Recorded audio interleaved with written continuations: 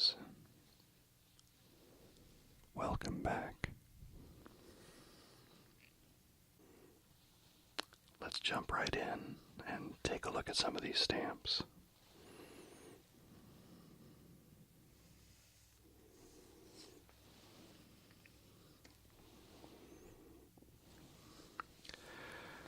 I'm going to go through these stamps in the order that they were printed chronologically, and that more or less equates to the same order of the missions, at least for the early stamps. Not so much for some of the later ones, but that's how we'll do it. So this first stamp is from 1960.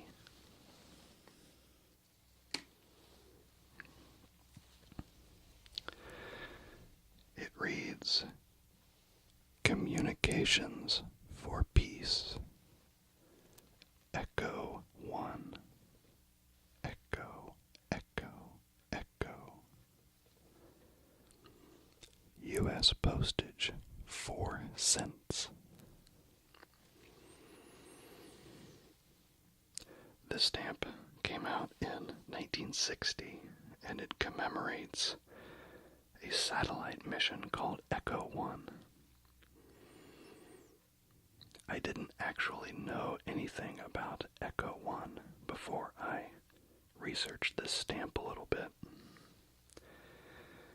Echo 1 was essentially a big mylar ball, about 100 feet across. It weighed about 400 pounds. And it was a passive communication satellite. It was made of a reflective, metallized mylar, so that it would reflect microwave signals and other signals that were transmitted to it and reflect them back down to Earth.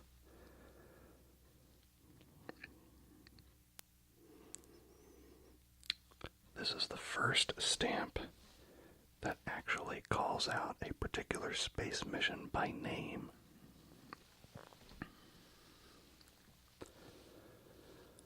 One of the interesting things about Echo 1 is that this mission that the stamp commemorates is actually called the Echo 1A mission because it was the second attempt to successfully put Echo 1 into orbit.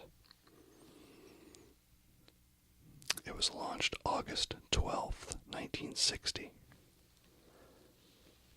The first attempt was from the prior May, and it unfortunately landed in the Atlantic Ocean when the second stage of its launch vehicle failed.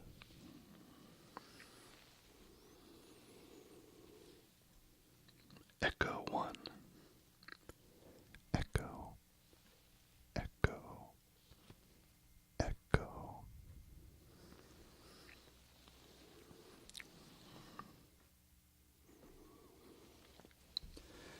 This is the Skylab commemorative stamp from 1974. Skylab was the nation's first space station. It was a science and engineering laboratory.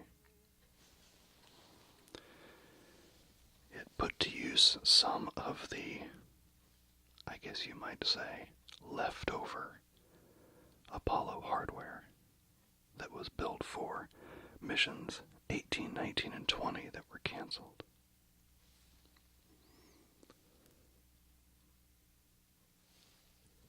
Skylab went up in May of 1973, and it was visited by 3 crews in 73 and 74.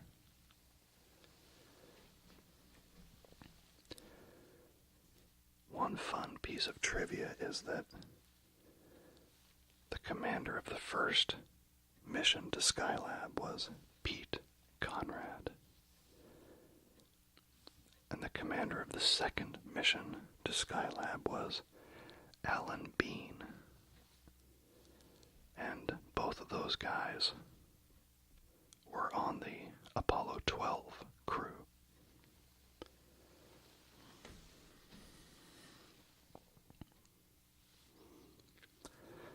Skylab stamp of 1974.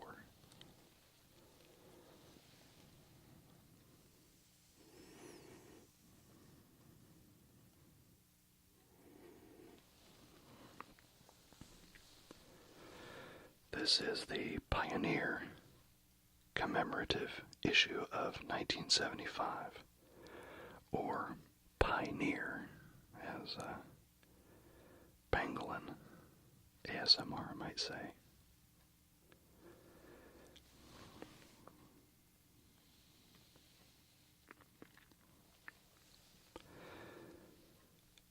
The stamp commemorates the Pioneer missions.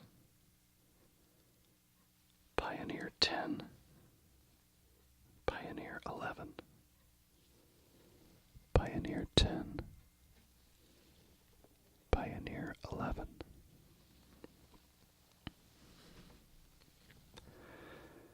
These were flyby missions. Pioneer 10 was launched in March of 1972. Pioneer 11 went out in April of 1973. Pioneer 10 was a flyby mission for Jupiter, and Pioneer 11 went by Jupiter and then by Saturn.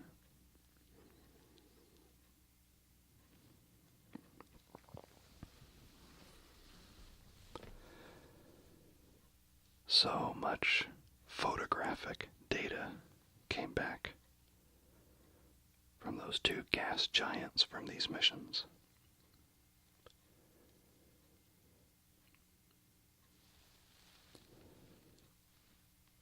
The science mission for Pioneer 10 actually extended all the way to March of 1997.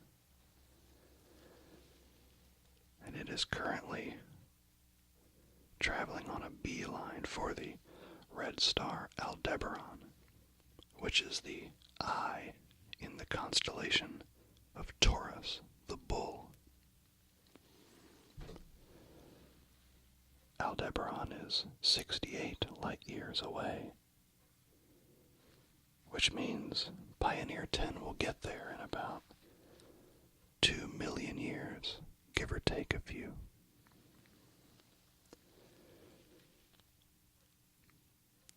Pioneer 11's last transmission was in September of 1995, and it is traveling towards Aquila, the Eagle constellation.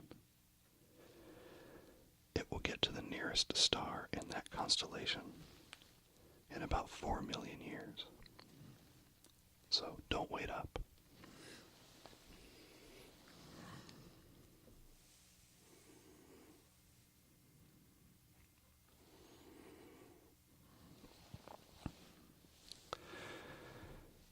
Now here we have the Mariner 10 stamp issue of 1975.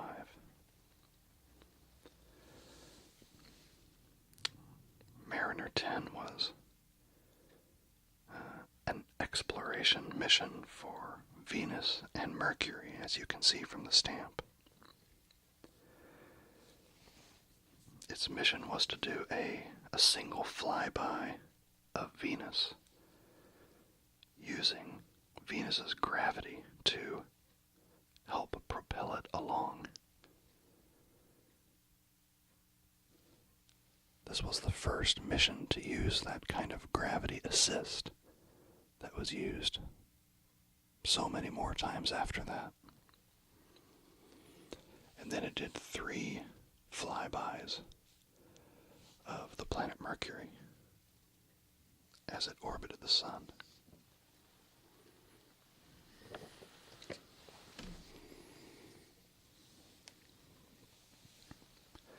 It returned a lot of photographic data for Venus and Mercury. I believe it ended up photographing 55% of Mercury's surface.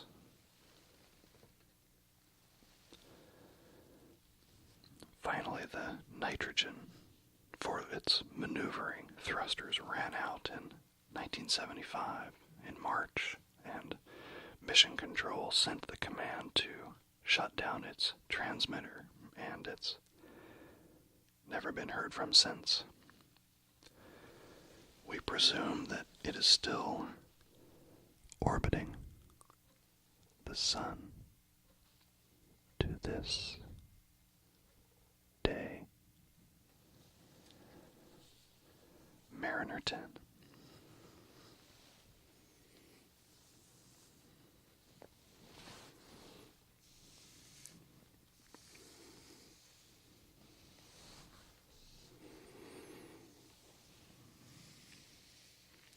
This next one is interesting. Well, they're all interesting, of course. This double stamp, the Apollo-Soyuz commemorative issue of 1975.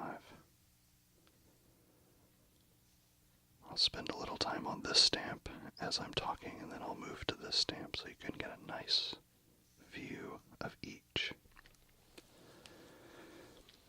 Apollo-Soyuz Test Project was the first international cooperative space project. You can see the Apollo craft here. This was a 3-man Apollo. And the Soyuz from the Russians here, which was a 2-man craft with a docking segment in the middle.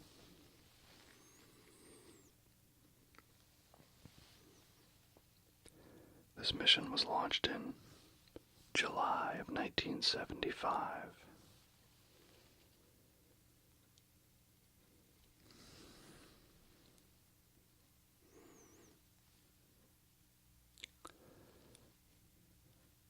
The thing that fascinates me so much about this mission are two of the men that were involved. On the American side, the docking module pilot was Deke Slayton. And Deke Slayton was one of the original 7 Mercury astronauts recruited in 1959. But before he could fly his own Mercury mission, he was diagnosed with atrial fibrillation. And since nobody knew how that particular heart condition would behave in zero gravity and through the stresses of a space launch, Deke was grounded.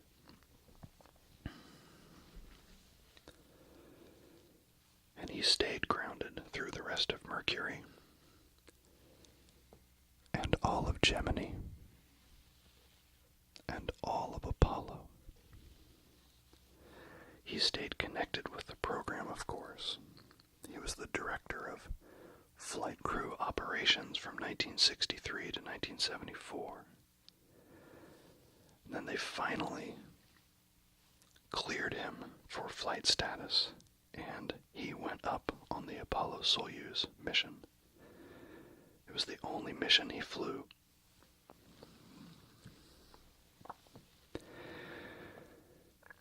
And then, interestingly, the commander of the Soviet side of this mission was Alexei Leonov.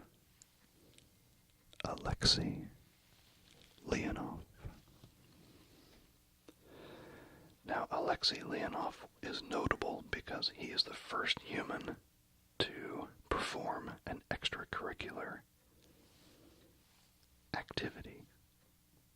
He was the first human to exit a spacecraft and fly around on a tether for 12 minutes in March of 1965. He did it before our own Ed White did. But following that very famous mission, he and his crew were assigned to several subsequent missions that were canceled for one reason or another. There was another mission that his backup crew ended up going on because one of his crew was suspected of having contracted tuberculosis. So, for one reason or another, after his 1965 mission, he did not get up into space again until Apollo-Soyuz. Leonov himself was one of the first batch of cosmonauts selected for the Soviet space program in 1960. And he went on to be the commander of the cosmonaut team from 76 to 82, very similar to Slayton. So, it fascinates me that these two men, from the very beginning of the manned space race, the competition between the U.S. and the Soviet Union, they end up on this cooperative mission, shaking hands for the cameras. When the Apollo craft and the Soyuz craft dock,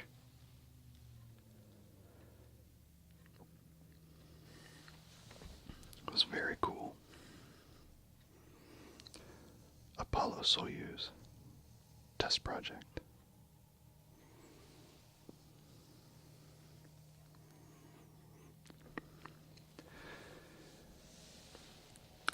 This is the Viking Mission to Mars stamp from 1978, and it commemorates the two Viking missions, Viking 1 and Viking 2, that were launched in 1975. These were two-part missions consisting of an orbiter and a lander.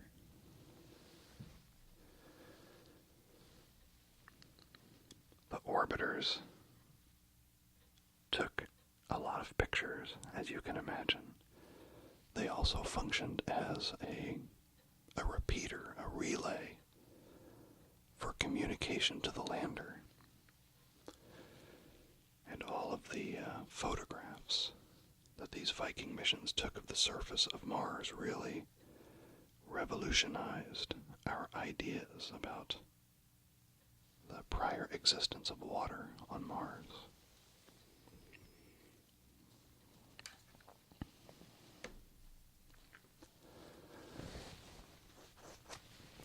The landers were there to perform some biological experiments in an attempt to find evidence of life or prior life in the soil on Mars.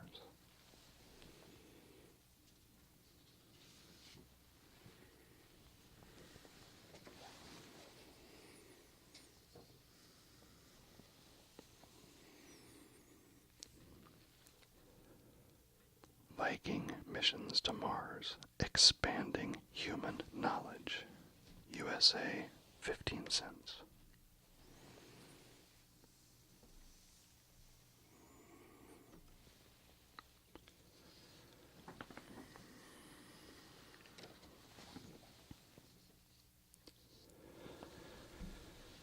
This stamp is from 1995. And it's one of a series of stamps that commemorated various space shuttle missions. This stamp is of the Space Shuttle Challenger. This stamp is the first time that the U.S. Post Office used an actual NASA mission photograph for a stamp, rather than just an illustration based on a photograph.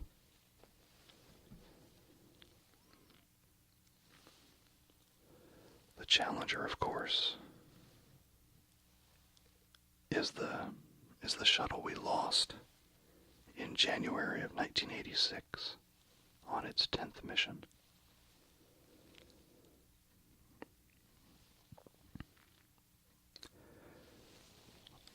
A lot has been written about that mission, and I can't really add to any of that here. But I will say that I still remember where I was. In the lobby of the dorm I was living in my freshman year of college. I think you always remember where you are when you witness events like this. My generation didn't remember the fire on the pad for Apollo 1 that killed Gus Grissom and Ed White and Roger Chaffee. For our generation, Challenger was our wake-up call, our reminder that anytime you strap people on top of a bunch of high explosives and try to blast them off of the planet, things can happen. Things can go wrong. The exploration of space is never, ever easy. It's never, ever routine, and the only reason we ever do it successfully is because of procedures and professionals and excellence.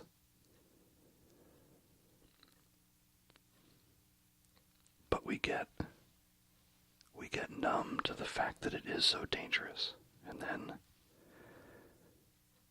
when things tragically do go wrong, it's a real wake-up call. It's a test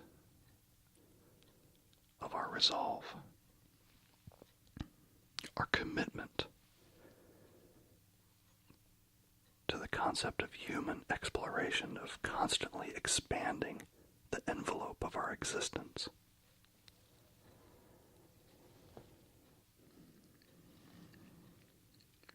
Challenger. The Challenger stamp of 1995.